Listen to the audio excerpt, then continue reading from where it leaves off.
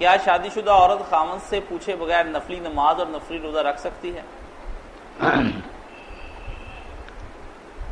یہی مسئلہ آپ دیکھیں کہ خاوند اور بیوی کا معاملہ دین میں آپس میں کتنا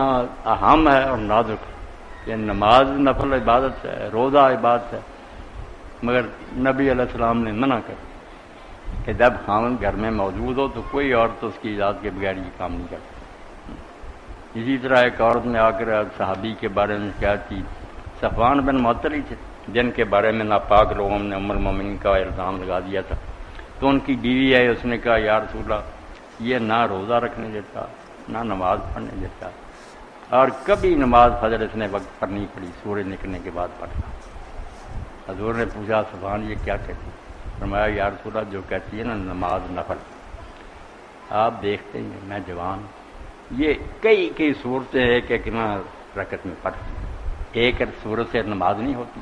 حضور نے فرمایا ایک ہی صورت کا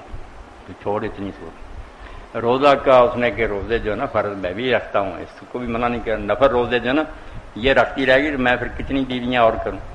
منع کر دیا آپ نے کہ جب خاوند گھر میں موجود ہو کوئی عورت نفل روزہ اس کی اجازت کے بغیر نہیں رکھتی۔ تیسری بات جو پوچھی کہ فرض نماز نہیں فجر کی پڑھی، اس نے کہا یہ سچ ہے، میں اکیلا نہیں میرا پورا قبیلہ، سارا دن اونٹ ہانکتے ہیں، دور چشموں سے پانی سپلائی کرتے ہیں گھروں میں، تھک جاتے ہیں، صبح جاگ نہیں آتے، تھکے لیٹے رہتے۔ تو نبی علیہ السلام نے فرمایا کوئی نہیں، جس وقت آنکھ کھلے اس وقت پڑھ لیا، یہ چھٹی ہے، تم بیچارے اگر کام کاج میں ایسے ہی ہو